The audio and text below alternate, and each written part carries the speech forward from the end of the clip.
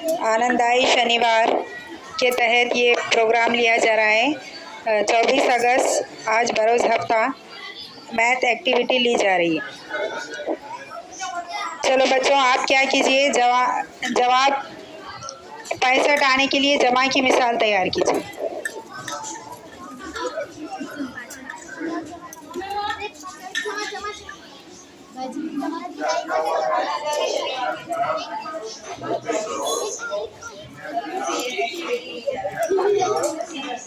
साठ जमा 5, 60 जमा 5, 50 जमा 15।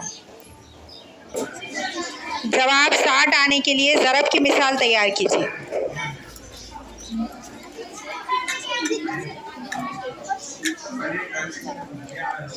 12 पंजे 60। तो फिर आप क्या करें, 30 दूनी 60, हाँ 10 सेके 60। चलो अब ऐसी मिसाल तैयार कीजिए तक़सीम की जिसका जवाब 5 आए। तक़सीम की मिसाल तैयार करना है जिसका जवाब 5 आए। 125 तक़सीम 25, 25 पंजे 125।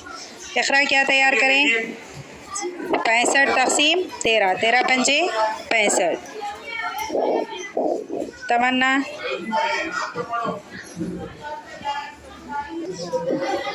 तमन्ना ने तैयार करे 25 तक़सीम 5, आमिना ने 125 तक़सीम 25।